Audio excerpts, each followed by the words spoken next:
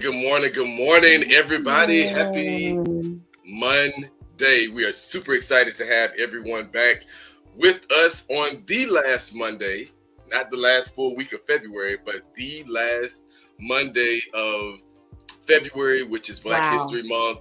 Shout out to Carter G. Woodson and his amazing vision for Black History Week. That's why we got to go back to history so we can remember why we do the things that we do. So, Dr. Danny, it is so super great to see you back this morning. We are so happy to have you back. Now, as you guys see, JT is not with us this morning. He is booked. He's traveling. Now, I'm going to give JT a little grace because it was his birthday. So, he's traveling for his birthday. But he will be back, guys, on next Monday, ready to bring us some good cheer for the month of March. He's going to have a lot to say. Yeah, he's going to have a lot to say. And we're going to have a lot to say. But now, brother JT, we're so happy about your birthday, man. I'm glad that you got it. Happy birthday to you. I get excited when people actually take time to do things for themselves. And I'm glad that he's off enjoying himself and not actually working. Yeah. Because I was like, now, if you go do some work for somebody, you might as well come on and just work for the Lord on the morning show. Dr. Danny, how was your weekend? Talk to us. We're so happy to see you back. Oh, it was good. My dad also had a birthday last week. And so we were able to surround him with extra love and celebration. He's celebrating double digits, 77. Awesome. And I think 7 is a quite significant number, so that he's got 2 of them. I'm excited. 77. 77. That is so. And I know that is the same birthday as your beloved. Yes. So, Dr. Raymond Burke Allen's birthday is on the same day as Dr. Danny's dad. Shout out to the students that made our Facebook post on that day and our Instagram post. Awesome. Honoring your dad and our AIM program director, Dr. Ray, who is always on watching the morning show. So we are so thankful for that. Yeah. But February was a lot. It was a lot of beautiful birthdays in February. A lot of great people had birthdays in February. So it's been a busy month of birthday celebrations. And I'm really excited about that. Sounds good. Now, how was your weekend? The weekend was great.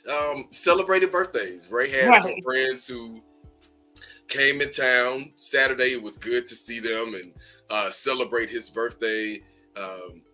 Our CFO and our foundation treasurer, brother Jared, had a birthday celebration this weekend as well. So, and JT. So it was a lot of birthday, celebrations and moments and good times. And those are memories you want to definitely try to build because life is lifing. It is definitely lifing. I definitely want to send love and prayers to my cousin Jamila. Her mother, Dr. Paulette Fleming, was a major, intricate part of helping us build the foundation. Her father passed away in London this week. So I got the call. She came to London and was able to, hold his hand. Such a beautiful photo and, really be there as he transitioned to the next realm. And I'm, heart and prayers goes out to her. That was her last living parent. And she's in London. Her kids are here. Her husband is here. So just prayers for people who have loved ones that are not near, that are far, and, being able to get to them and be with them is so important. She explained the process in her social media posts and her journey and her journaled. And death people fear death, but it was definitely some beautiful moments. And I'll just end on this last year. Her family was blessed to go out there and live for about 5 months. Oh, and wow. I'm not trying to be funny, but, still running a business here in these United States, educating children, but basically moving your family to London for 5 months was a beautiful blessing to be able to see her father, who was battling cancer, but also who had a very hard bout of COVID-19 and overcame that in 2020 and still lived. So God is always doing something possible and amazing things. So just want to send prayers and love to her. And definitely we'll be giving some other shout outs throughout the show, connecting to our big question. And I got to go here because I don't know if people watch TV like that, but the NAACP, shout out to the NAACP and their 54th annual NAACP Image Awards. And it was some beautiful speeches, some great moments. Something that I feel like may be a hot topic. Dwayne and Gabby and their call to action. And again, I don't have a stake in the fight, right? It's the dog in the fight, rather. But it is interesting seeing Black people's response. So we may have a big question around that. I don't know. We'll chop that up. But wanted to give a shout out to the NAACP. All right. Now, Dr. Danny. I have a quick question. This is not the big topic, but I'm going to throw us off a little bit. Throw us off. When I was thinking about what you were saying and processing death for myself, I often wondered if God allowed us to know the timing that we had on this earth, would we really do anything differently? Or how would we then handle that information? It's really interesting. Something to think about, because I wonder if we would operate differently, or would we be more careless because we knew the time that we had left here on this earth? And maybe that is a question, but it's food for thought. So for those who are in the process of thinking about life and life after, because it's something we should always think about because it is a part of life. What would you do differently if God said your date is blah, blah, blah, blah, blah?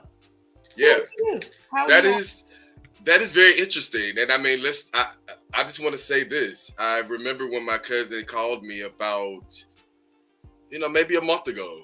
And, she shared with me that her dad called. They talked, had your conversations, right? And something that it reminded me of my great grandparents and a lot of ancestors and elders who have transitioned. My grandfather would always tell me that the senior's gonna come past your door as a kid, and I would always wonder what he meant. And ever since I was a child, older elders would always call. They were like, we just want Jason to come by, and they would want me to come. We'll talk, sit with them. Mm-hmm. They would pray. A lot of times they would share pictures with me, or they would give me little trinkets, which is very intricate to who I am today, because they would give me little things, and I didn't know that they were transitioning. I wasn't spiritually there yet. Yes. But as I was growing up, I would remember my grandfather's words that whenever, someone is ailing or they're transitioning and they call for you, it's important that you show up. And so when my cousin shared with me that a conversation that her and her dad had, and he was like, it's my time is coming down to an end, and she was like, oh no, he's gonna bounce back, he's gonna be fine once we get out there and bring him back to the States. Those were her plans, those were her family's wishes, but God tapped him on the shoulder and was like, hey, time is coming to an end this time. And now he has transitioned. And I think about when people do get to the end, unlike sudden deaths, and we never know if okay, I'm in the final hours, and what could I do differently? So I think that could be an awesome big question. If we knew, what would we do different? Woo, let me write that down, Dr. Danny. But you know what though, God is good, because none of us could pick a date. You know what I'm saying? He knew we couldn't handle that. If you could pick your own date, that would be interesting. I don't know if I want to pick my own date, but I do believe in the grace. And I one of the things that I am, really thankful for is that, especially elders, those who get to live to be elders, if they are connected, they do make sure that they impart. I remember when my godfather passed here in the Atlanta area, and I actually have something of his. My daddy was right there at my godfather's bedside, and I mean, it takes you to hear my dad tell the story, but for him to look into one of his best friend's eyes as he's transitioning. And his best friend is telling him, y'all check on my wife and them. They're going to be okay. Y'all are going to be okay. But know that I'm fine. But I've got to go on to what's ahead of me. We don't know what that was. All we knew from my dad's testimony of looking at his best friend and his final few words in his final moments was that, but what's ahead of me? Oh, I'm going to be fine. In that moment, he knew he was going to be fine in that moment of transition. Everybody doesn't get that though. So it's the transaction of even the mindset of God and giving us little nuggets and things to help us remember that it doesn't matter if you worship me as Muslim, Christian, spiritualist, naturalist, it doesn't matter. That everybody's journey is going to come centerfold back to the energy that created them. So it is a beautiful thing, but I would love for us to get into that more as a big question. If you knew your final hour, and I think that Lauryn Hill talks about the final album and on that masterful miseducation of Lauryn Hill, but if you knew that final hour, what would you do different? That is a big question. Y'all stay tuned. We may come back to that, y'all, when we get JT back and really get into that. Now, Dr. Danny, we were missing you. We were looking for those moments of affirmation. I know that everybody is getting back to work in the groove of things because winter break is over. So as you are getting ready to head back and create and inspire, motivate, empower some people, Dr. Danny about to bring it to us with words of affirmation. Thank you, Brother Jason. And this time, this is about those who we recently passed. In the Christian world, we have lost several leaders. So I want to just dedicate this to Bishop White and also to Bishop Morton and those who I don't know their names, but who have gone on, because we are losing a lot of leaders and a lot of spiritual leaders at that. So thank you, everybody. And I missed y'all too, by the way. So I've got a good old affirmation to make up for lost time. And I'm going to lead you on this Monday with this.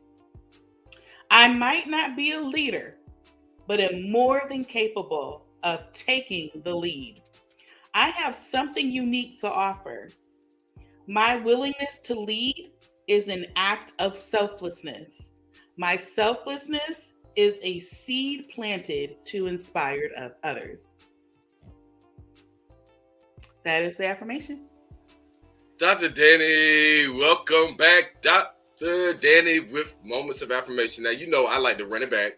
I like to do a repeat of the moment of affirmation for everybody this morning. And also just because it's good to get it twice.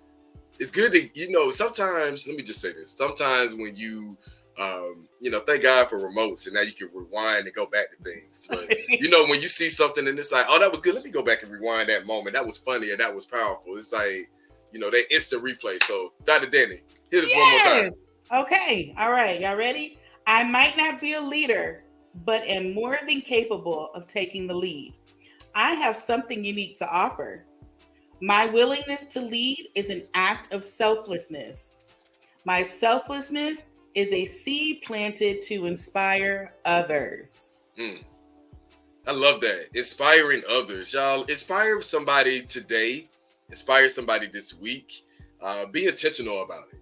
Yeah. Do something out of the box. It's Black History Month. We're at 365 with Black History. So we're always teaching, learning, and celebrating. But definitely taking time this month to inspire people with our greatness. Now, listen, guys, I got to do a couple of public service announcements. We are moving to YouTube very soon. So if you are on our Facebook, watch it live. I may sneak and put it on my page. Let me say that. Y'all just saw me put my hand through my thing. Yeah. I may still have it on my Facebook. Now I can say that because JT is not here. So what is he gonna do? He ain't here unless he go back and watch the rewatch. Right. Hello.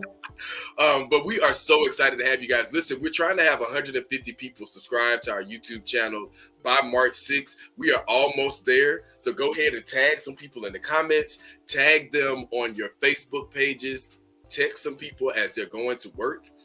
Because y'all know we're bringing y'all something amazing with the I Win morning show. Now, Dr. Reverend White let me tell you, I have family that goes to his church. I used to live when I, was in my 20s, had a little townhouse over there by Mount Ephraim. And thank God for those deacons. Let me tell y'all, I used to have some amazing house parties with my some amazing house parties. Lord have mercy. We used to have some amazing house parties, and so much so it was like it was some amazing parties. And just thank God for the Mount Ephraim deacons. One of the deacons who lived in our community, he would let us use the parking lot and sit out in the parking lot and make sure nobody's cars were broken into, and some of our young lady friends who will make sure they got to their cars. And he trying to talk to you. Okay, I just want to make sure. I really appreciated that, because we weren't having Bible study, but it was their respect of community, and they knew that our community, had different cultures within it. I had to clean it up really quick, and they were very, in tune with us, and they were very supportive, and we showed up for them.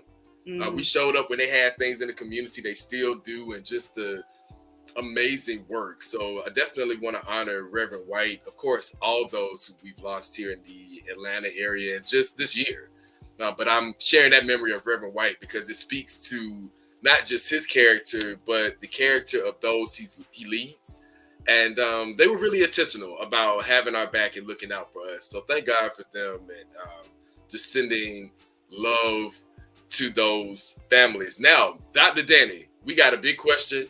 Yeah. It's 7:35, so we're going to go right into it. But if you are watching on Facebook, shout out to Dana. She already tagged some people in. Go ahead and tag some people into this conversation. And we're going to go ahead and get started with our big question of the day. So y'all go ahead and get your notebooks ready. Okay, hallelujah. Get your notebooks ready. And let's get right into it. Black History Month tribute, but also showing love to our leaders here in Atlanta that have recently passed away. Also thinking about the family of President Jimmy Carter and President Carter, as he has recently announced that he has decided to do hospice care at home. And we're going to talk that up a little bit more. But our big question for today is, all right, what defines a good leader? And I love Dr. Danny for being intentional about us focusing in on leadership and the impact the leaders have on our lives. So our big question for today is, what defines a good leader? This conversation and the topic more so is dedicated to Reverend White and also Thomas Dortch and Reverend White. They all passed away in Atlanta. Giants. Bishop Morton, yes. Bishop James Morton. I don't know who I said first. I may have misspoke. So let me start over. Twice. Oh, I said White twice. Okay, so Reverend White, Thomas Dortch, and also Bishop James Morton passed away within days of each other. Days and hours of each other. And these were pivotal Black leaders in the city of Atlanta, all who touched and engaged with civil rights, voting rights, community empowerment. So it was a major thing when we look at the transition of our leaders. Wow, in real time. So shout out to everybody. I see Dr. Raymond Burke Allen. That's why I love him so much. He is always supporting, but he's tagging y'all into this conversation. But we're talking about the importance of leadership. If you're a parent, I want you to think about the value of your leadership in your child's school. What is the leadership at your child's school doing? If you're working in corporate America, has it changed? Is corporate leadership valuing Black lives and what we bring to the table yet? If you're in the community, if you're in the faith sector, what are your leaders doing to help us address gang and gun violence and civil rights issues in present day? So y'all, let's get into this conversation this morning. Shout out to all of our people watching near and far. We love you all very much. Add into the conversation, you guys, in the comments. But our big question for this week is, how do you define leadership? Let's go, Dr. Danny. So I have a question for you before that. Do you consider yourself a leader? Do I consider myself to be a leader? Yes, I do consider myself to be a leader.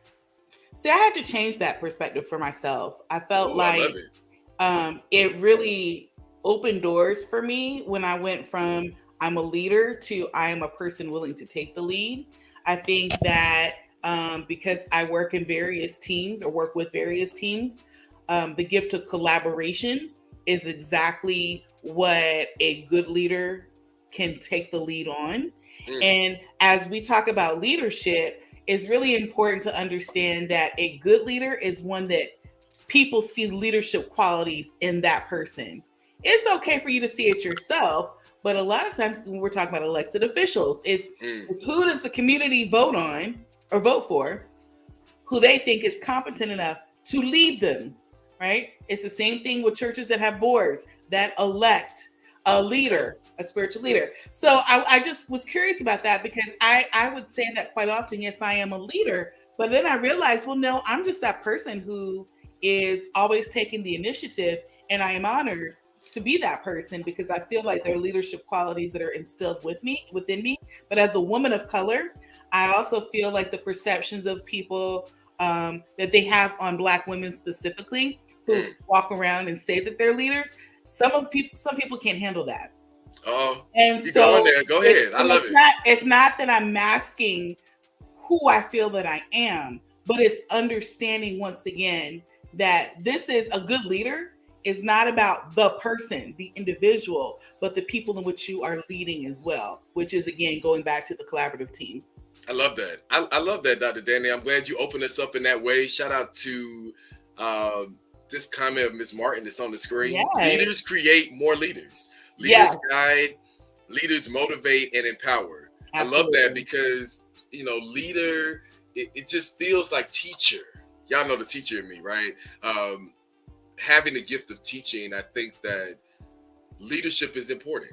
Now, I also have to, shout out my mom, who is a teacher, and Miss Edwards, who just retired from FL Stanton. Shout out to Miss Edwards. She just retired from FL Stanton, my elementary school. That was my 5th grade teacher. My sisters, my cousins, fellow community leaders that I grew up with, we all had her as a teacher. She just retired, and love her so much because Liliana is going to be starting FL Stanton for pre-K. And she was like, well, I guess I'll just come on back up and volunteer. And I said, God, this woman is something else. She is super excited to be working and supporting Liliana in pre-K after she served our community so many years.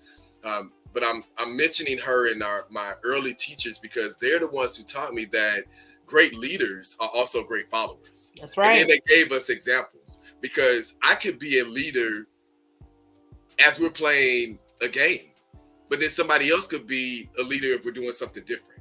Somebody could be a leader if we start to cook. Somebody could be a leader if we start cleaning or if we start a different project. Somebody could be a leader if we're having fun. It's so many aspects of leadership that we overlook because we feel like everybody has to be a Dr. King. Everybody has to be a Rosa Parks. And I tell my students this a lot of times, well, baby, if everybody was Dr. King, we got to have somebody protect us. Now, we gonna do nonviolence. But I like to have a balance because you got to have somebody to say, now they're going to be nonviolent, they're going to keep on pushing, but somebody's got to stand behind and work the lines and make sure that they're not overwhelmed, that the enemy doesn't overtake them. Everybody plays a role. Everybody plays a role. So I will end on that comment. I'm loving the comments and all of the engagement this morning on our big question, what defines a leader? What defines good leadership? So please let us know your thoughts. Dr. Danny.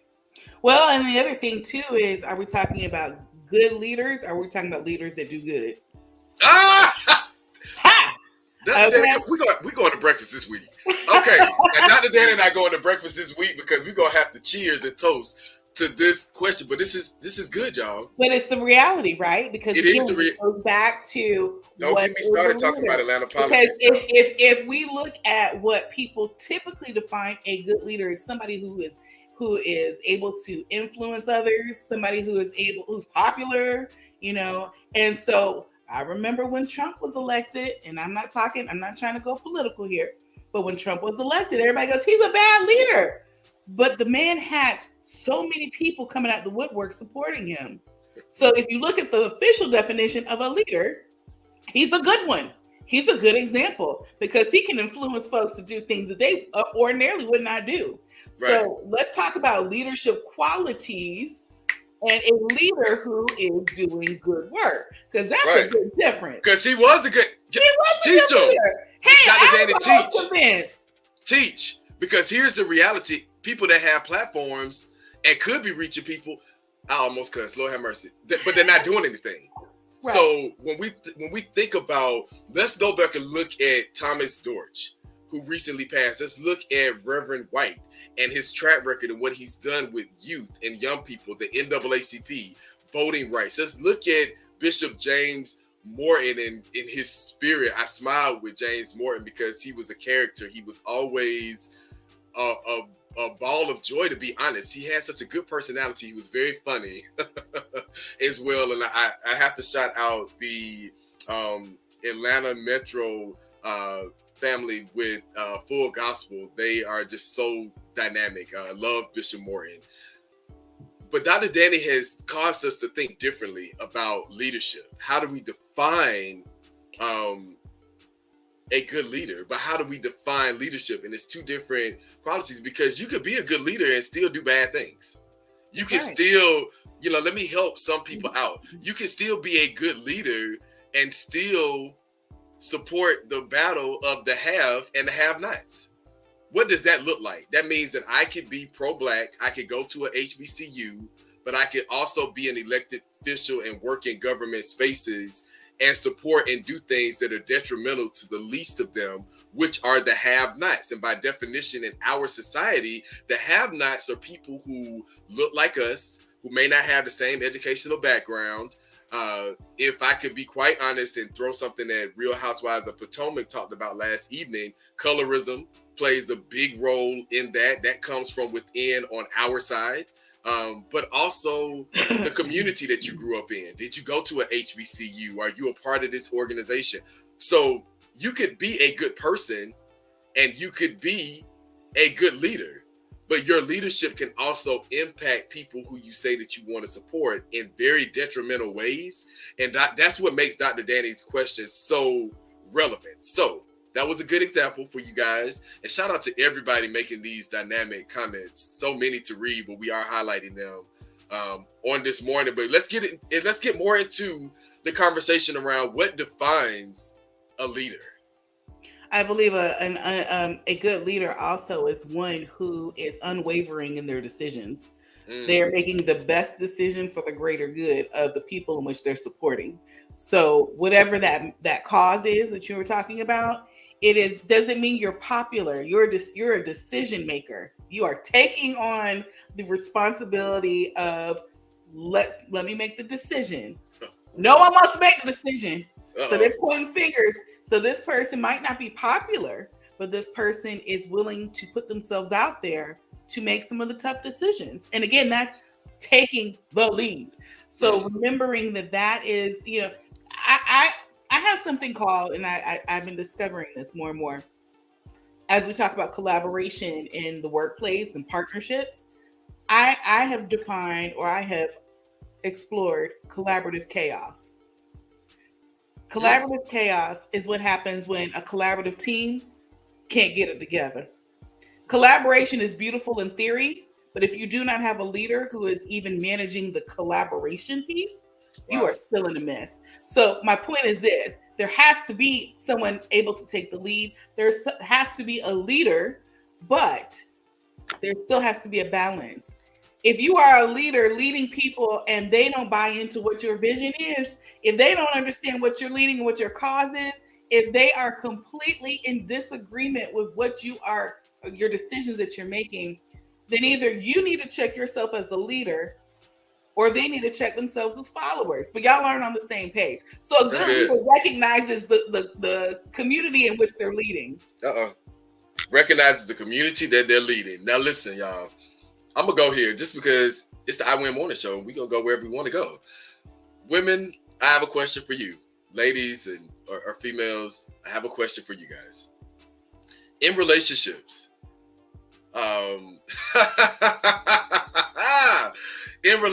traditionally, we have been told that the man is the leader. The man leads the household. In particular, in the Black culture, there have been dynamics around that. because there are some parts of the United States where you cannot get government assistance if you are with children, but you have a man in the household. It's been strategic to remove Black men from the household. So now we've empowered women to find power in building families and raising children, but without a man in particular, a Black man. So I want to ask this question around leadership, but connected to relationships. What makes a good leader in a relationship?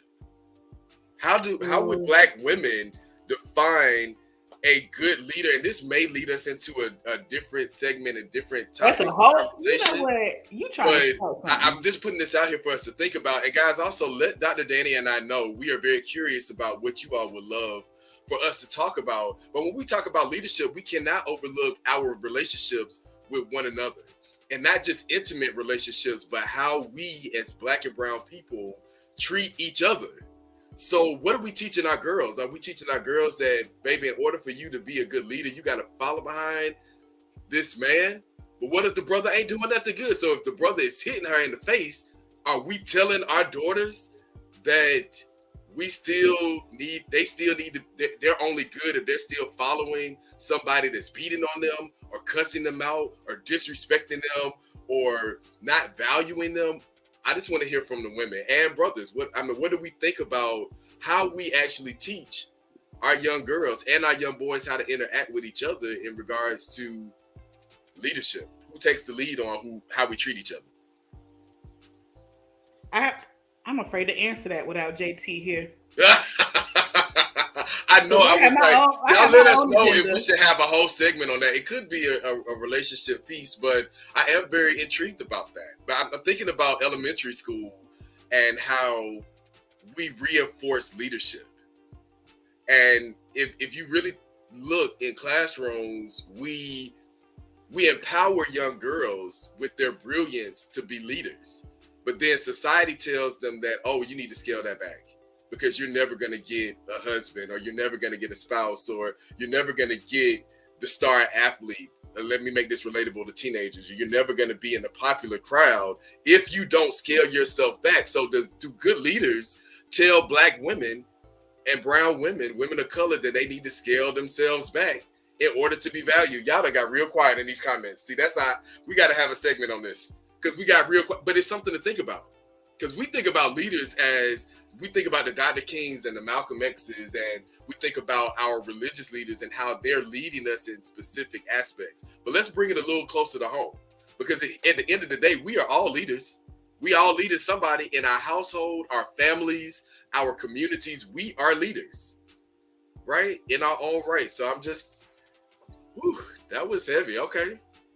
It's like, I ain't talking about you, Dr. Dana. I'm just, the comments were boom, and they were like, boom, boom, boom. And then it was like, You finally got me stumped, because Dr. Danny wants to talk about Danielle, but then she also wants to talk about Dr. Danny. So maybe I'll start with Danielle.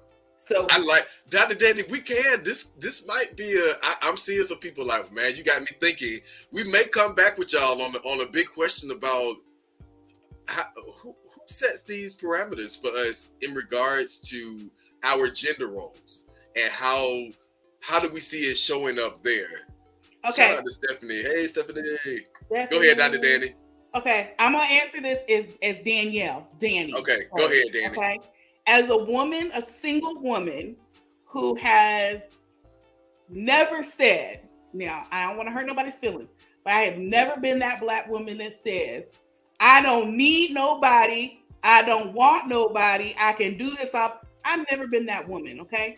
I have always been the woman who felt as though at some point in my life that I would have companionship, that I would be married, that I would have children, that I would have those things. And what my approach was as a single Black female was, until that person shows up in my life, I can't let my life be put on hold. So I decided to pursue a degree, pursue another degree, and pursue another degree, and pursue my businesses. And he still was not here, or the right person was not here. I say all that to say this, There is this misconception when you have a woman who is a leader and who has some form of independence, that the perception is she thinks or she believes she doesn't need anybody. And so there is a hidden agenda that some folks have, that they are attracted to women in power so that they can break them down. I have learned that. Yeah. I have learned that. Yeah. Right. So that is Danielle saying, I still believe in love. I still believe that there is somebody out there who will honor and appreciate the gift that I am as a Black single woman, because I still am a soldier, like we said before, for love. But I do believe that I have to understand that the perceptions of women in leadership exist so that I know what I'm up against. Because I'll tell you this, it's not the strangers that I get, the comments from. It's the friends and family, or it's the people in my network who are saying, you need not go and pursue anything else because you are becoming less marketable. Yeah. Now listen, this is a real conversation, because we want Black women and we want Black and brown women to be super women. Somebody mentioned this at the NAACP Awards, but then it's, okay, we still want you to fit into this stereotypical role. And I just find that interesting. And, I've been engaged to a woman before, and I've been in relationships with women. So I have seen friends who are married to women still to this day, and have done this to their wives, done this to the women that they love, have been in relationships. And I have seen brothers, even in the church, be told that, oh yeah, she's got it going on, she's fine, and she's fine. But you're gonna have to reel her in. You're gonna have to tame her down. You're gonna have to let her know, okay, yeah, I need to be a little bit more. And what I would say is, I know y'all gonna have something to say, because the first thing gonna come out your mouth is, brother, you ain't even married to a female, right? But I obviously know how to maneuver and work with it a little bit better, because you're struggling, because you're going to push her away and you're going to push her out the door by trying to silence her voice. If you feel like you have to be a leader, or the way that you gain power and the way that you come into your leadership is by silencing a woman, or silencing the woman that you call your wife or your partner or your daughter or your mother or your grandmother, or the women in your church or the women in your community, or mothers in public schools that are shut down every day because someone is trying to silence their voice and water down their leadership, brother, if that's you, you need to check yourself. And we don't have enough brothers who, maybe we're going to talk about this on Speak Black Man.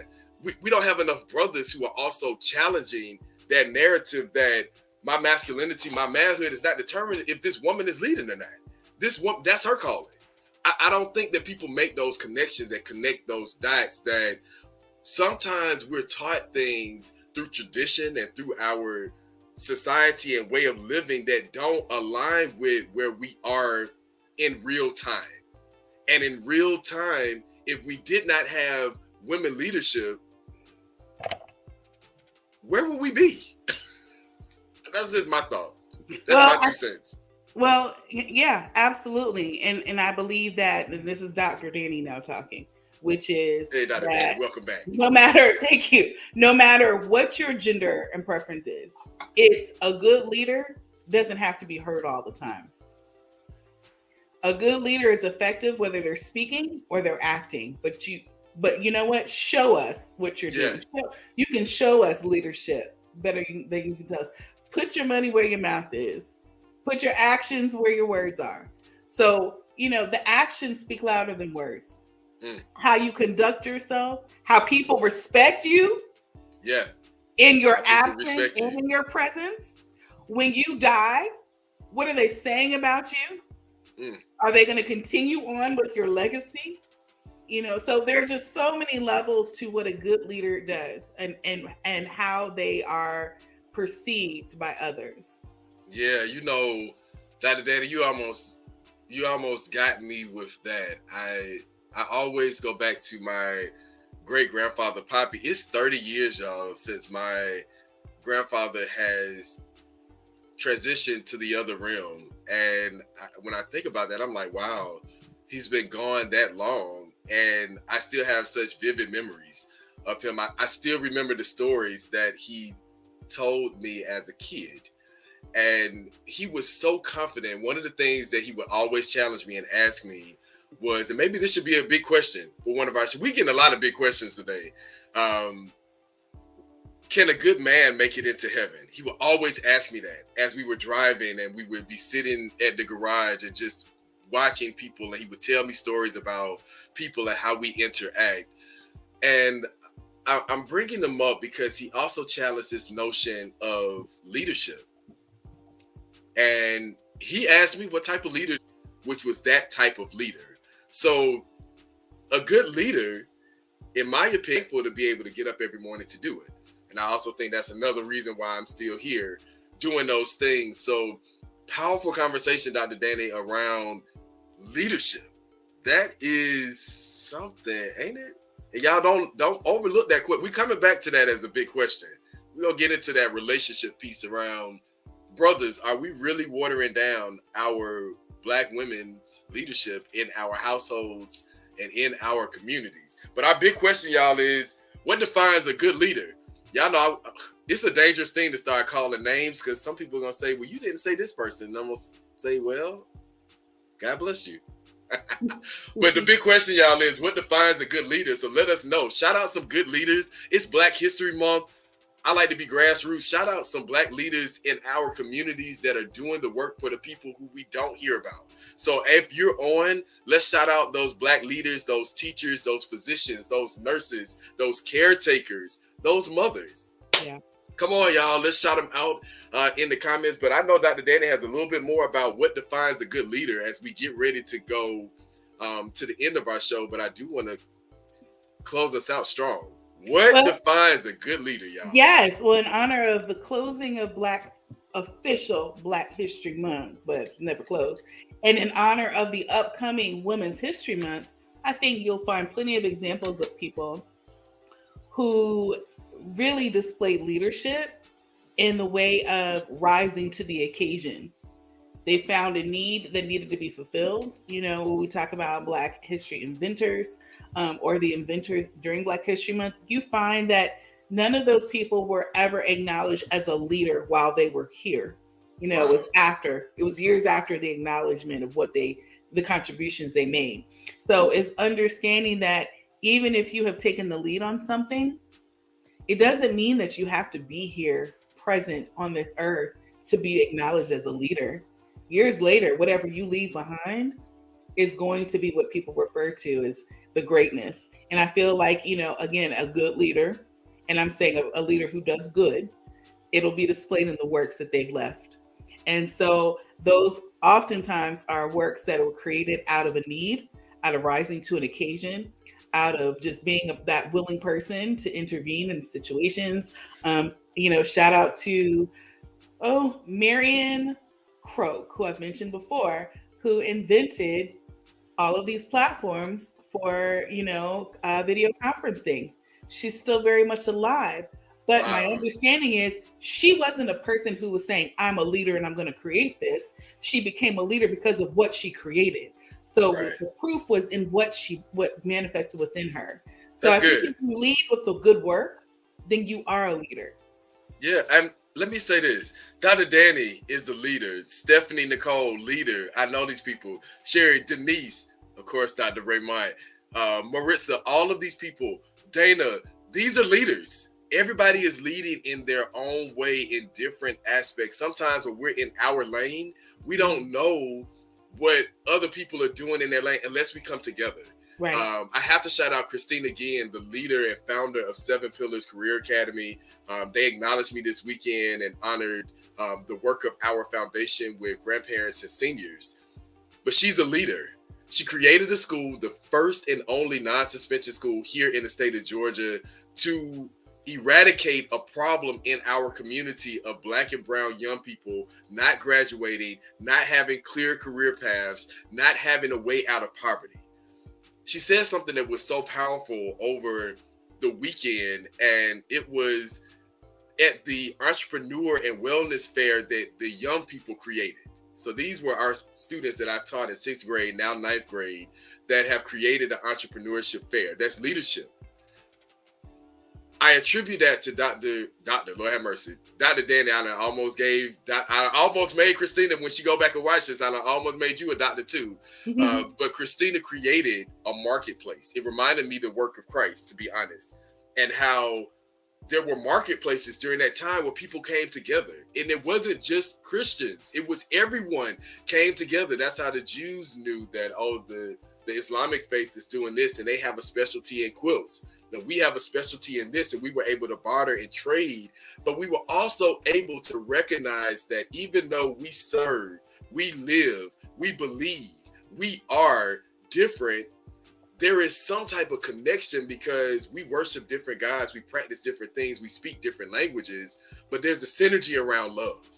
And with leadership, we cannot forget that good leaders at the end of the day are driving unconditional love. They are standing on the pillar of, if we stand in love together, if we stand in love for what we believe in, we'll be able to connect with others. We'll be able to leave our mark. So shout out to all leaders.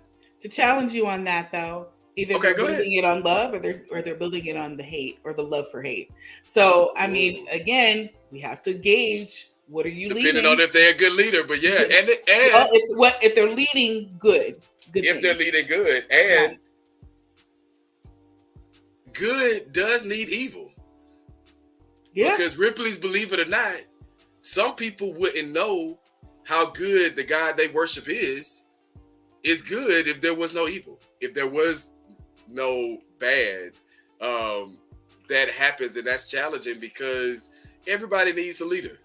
Even the Trumpsters, they need a leader. But at the end of the day, they still are connected to love. Whether that love is rooted in hate, it still is. And that's another conversation we can have too. I was going to say, yeah, because you know what?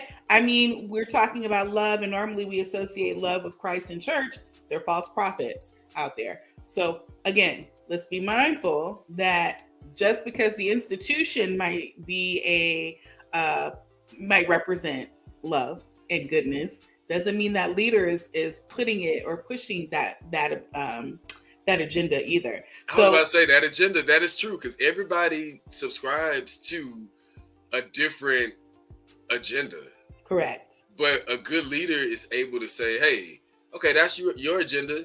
This is our agenda. How do we meet in the middle? Or how do we say, hey, that's their agenda, and we let them be at peace over there. Yeah. And we're going to dwell in this space. Yes. Something to think about, but that is a part of the conversation around leadership. What makes a good leader?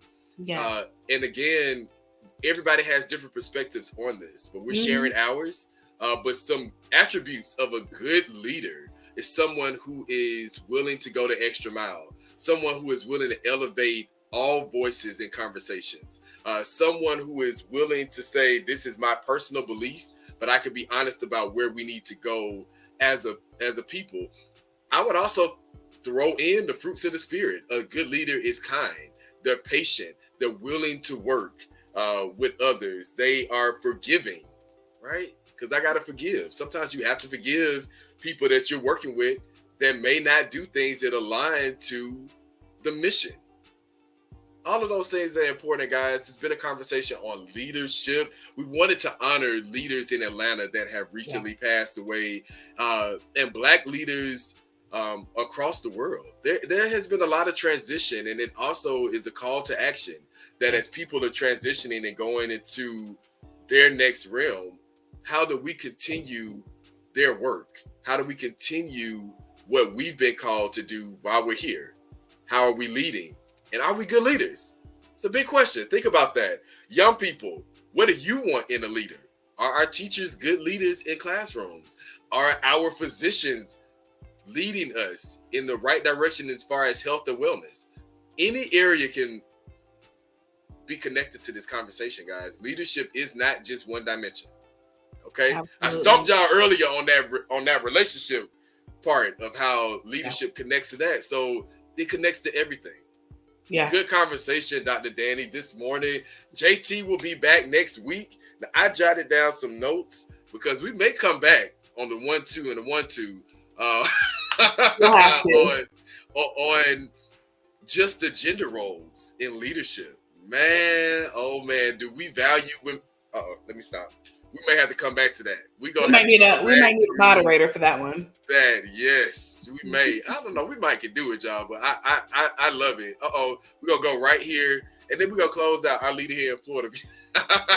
Yeah, leadership in Florida. Listen, I am looking for organizations in Florida. If you guys don't know about what's happening in Florida, the erasure of school libraries, the removal of books. I posted something on IG about The Color Purple and so many books that many of us grew up reading and connecting to are being removed. The ban on African American studies and what Black teachers are going through in Florida.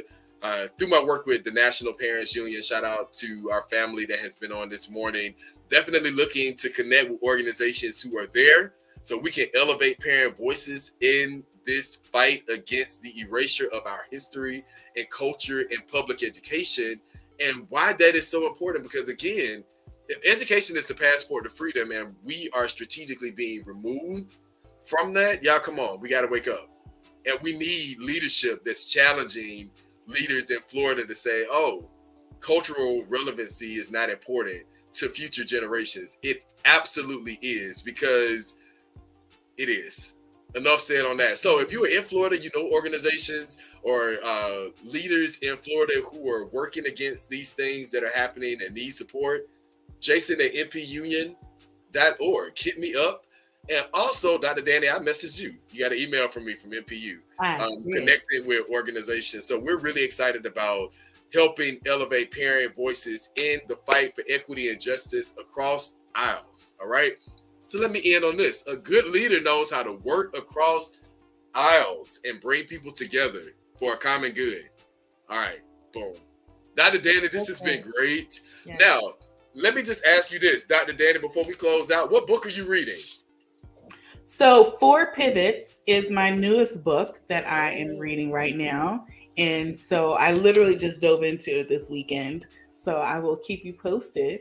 Keep me posted. Listen, The Third Reconstruction is my new book. I'm reading a couple of books, but still doing my strength finders. You see, I got it right here next to me. National Parents Union staff, we're reading that. So just quick, I can talk because we at the end now. I've already read the book, but I'm going to be ready when we get into it as a team. But I'm on my new book now. I did it strategically at the end of Black History because it's the end of Black History Month. But Carter G. Woodson said that our teaching and our celebrations don't stop then. So strategically doing that. But make sure you guys have a book. We may ask y'all next week what book you're reading. Now, it's almost 8:15. We get ready to log off, but we will see you guys next week for the I Win Morning Show at 7:15. Make sure you let people know. And we are so excited about it. Dr. Danny, I love you. Peace and love, everybody. Bye, everybody. This was awesome. Dr. Danny, you brought the fire today.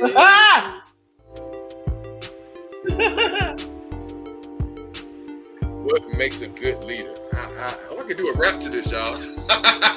You're hilarious.